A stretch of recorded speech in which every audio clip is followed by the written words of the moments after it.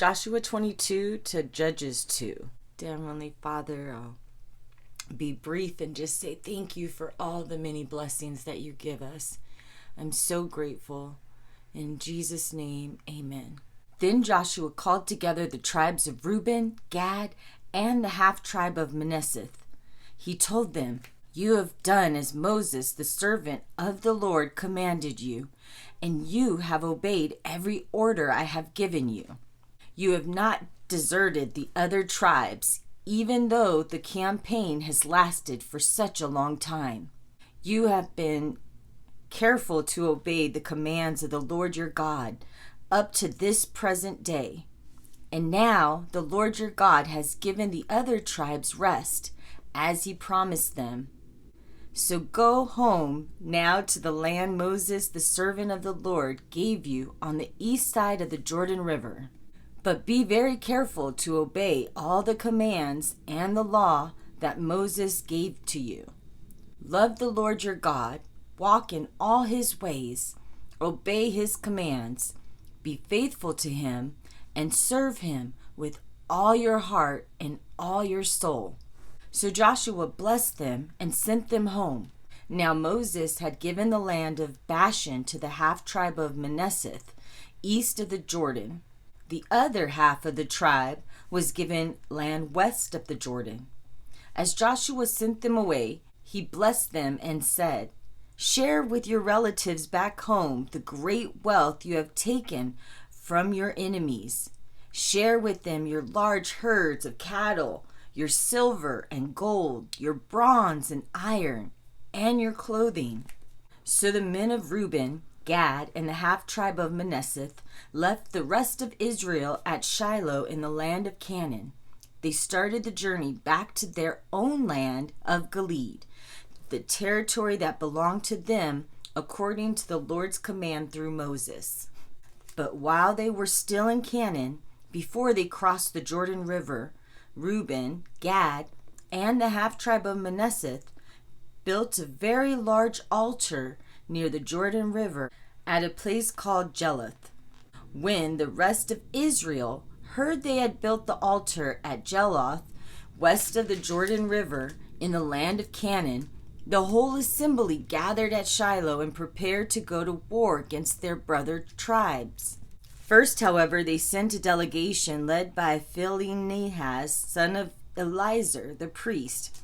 They crossed the river to talk with the tribes of Reuben, Gad, and the half-tribe of Manasseh. In this delegation were 10 high officials of Israel, one from each of the 10 tribes, and each a leader within the family division of Israel. When they arrived in the land of Gilead, they said to the tribe of Reuben, Gad, and the half-tribe of Manasseh, "The whole community of the Lord demands to know why you are betraying the God of Israel.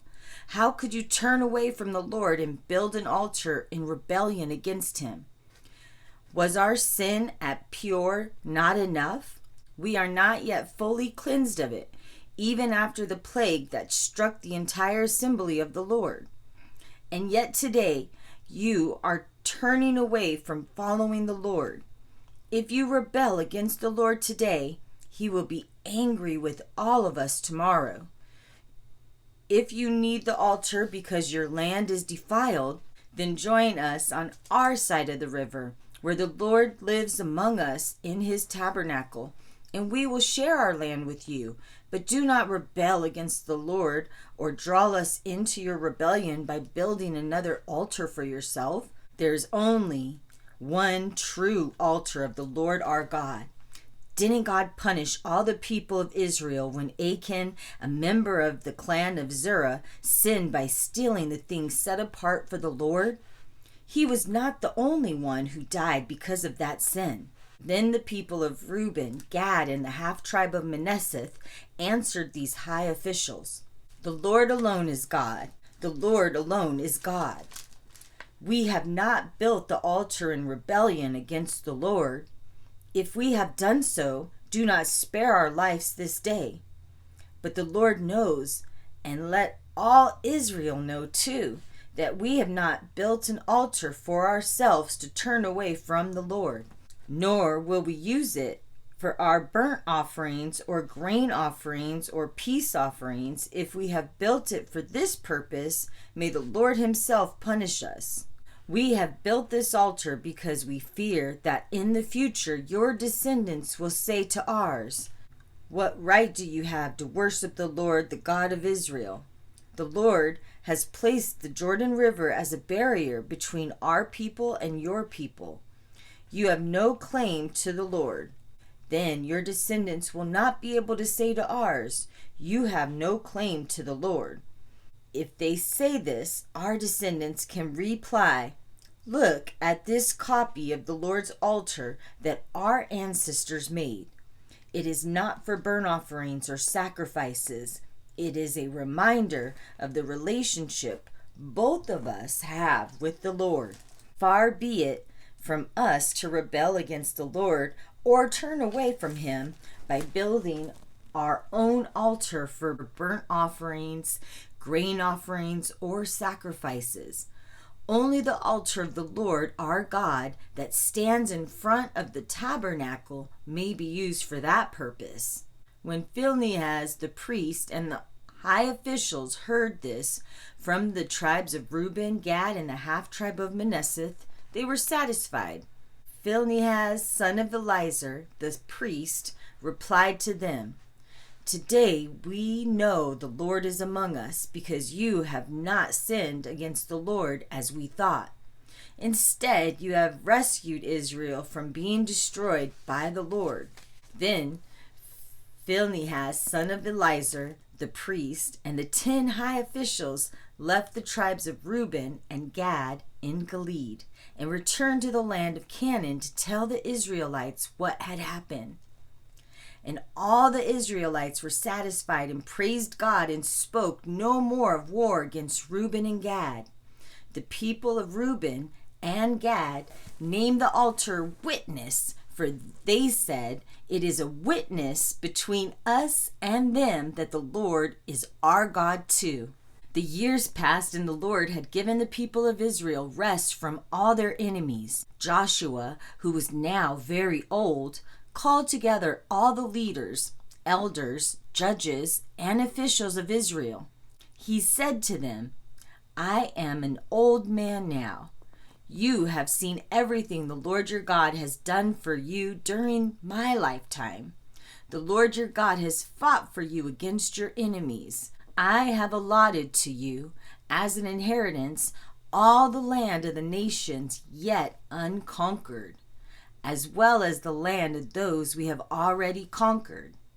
From the Jordan River to the Mediterranean Sea in the west, this land will be yours. For the Lord your God will drive out all the people living there now. You will live there instead of them, just as the Lord your God promised you. So be strong, be very careful to follow all the instructions written in the book of the law of Moses. Do not deviate from them in any way. Make sure you do not associate with the other people still remaining in the land. Do not even mention the names of their gods, much less swear by them or worship them.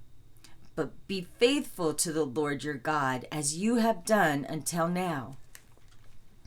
For the Lord has driven out great and powerful nations for you, and no one else has yet been able to defeat you.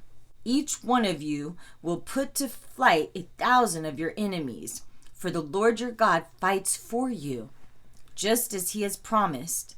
So be very careful to love the Lord your God. But if you turn away from him and intermarry with the survivors of these nations remaining among you, then know for certain that the Lord your God will no longer drive them out of your land. Instead, they will be a snare and a trap to you, a pain in your side and a thorn in your eye. And you will be wiped out from this good land the Lord your God has given you. Soon I will die, going away from all the earth. Deep in your hearts you know that every promise of the Lord your God has come true. Not a single one has failed. But as surely as the Lord your God has given you the good things he promised, He will also bring disaster on you if you disobey him. He will completely wipe you out of this good land he has given you. If you break the covenant of the Lord your God by worshiping and serving other gods, his anger will burn against you, and you will quickly be wiped out from the good land he has given you. Then Joshua summoned all the people of Israel to Shechem, along with their elders, leaders, judges, and officers. So they came and presented themselves to God. Joshua said to the people, "This is what the Lord, the God of Israel, says. Your ancestors, including Terah, the father of Abraham and Nor, lived beyond the Euphrates River, and they worshipped other gods. But I took your ancestors Abraham from the land beyond the Euphrates and led him into the land of Canaan. I gave him many descendants through his son Isaac. To Isaac I gave Jacob and Esau. To Esau I gave the hill county of Seir, while Jacob and his children went down into Egypt. Then I sent Moses and Aaron, and I brought terrible plagues on Egypt, and afterward I brought you out as a free people.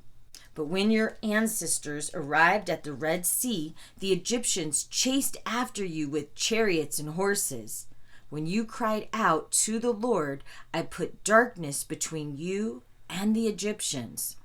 I brought the sea crashing down on the Egyptians, drowning them with your very own eyes. You saw what I did. Then you lived in the wilderness for many years. Finally, I brought you into the land of the Amorites on the east side of the Jordan. They fought against you, but I gave you victory over them, and you took possession of their land. Then Balak, son of Ziphor, king of Moab, started a war against Israel. He asked Balaam, son of Beor, to curse you. But I would not listen to him. Instead, I made Balaam bless you, and so I rescued you from Balak. When you crossed the Jordan River and came to Jericho, the men of Jericho fought against you. There were also many others who fought you, including the Amorites, the Perizzites, the Canaanites, the Hittites, the Gershites, the Hivites, and the Jebusites. But I gave you victory over them, and I sent hornets ahead of you to drive out the 2 kings of the Amorites. It was not your swords or your bows that brought you victory. I gave you land you did not work for.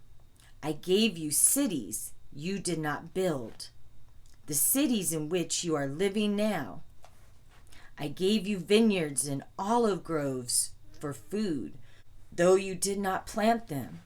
So honor the Lord and serve him wholeheartedly. Put away forever the idols your ancestors worshipped when they lived beyond the Euphrates River and in Egypt. Serve the Lord alone. But if you are unwilling to serve the Lord, then choose today whom you will serve. Would you prefer the God your ancestors served beyond the Euphrates? Or will it be the gods of the Amorites in whose land you now live? But as for me and my family, we will serve the Lord." The people replied, "We would never forsake the Lord and worship other gods, for the Lord our God is the one who rescued us and our ancestors from slavery in the land of Egypt. He performed mighty miracles before our very eyes. As we traveled through the wilderness among our enemies, he preserved us. It was the Lord who drove out the Amorites and the other nations living here in the land. So we too will serve the Lord, for he alone is our God." Then Joshua said to the people, "You are not able to serve the Lord, for he is a holy and jealous God. He will not forgive your rebellion and sins. If you forsake the Lord and serve other gods, he will turn against you and destroy you, even though he has been so good to you." But the people answered Joshua, saying, "No, we are determined to serve the Lord." "You are accountable for this decision," Joshua said. You have chosen to serve the Lord. Yes, they replied. We are accountable. All right then, Joshua said. Destroy the idols among you and turn your heads to the Lord, the God of Israel. The people said to Joshua, We will serve the Lord our God. We will obey him alone. So Joshua made a covenant with the people that day at Shechem, committing them to a permanent and binding contract between themselves and the Lord. Joshua recorded these things in the book of the law of God.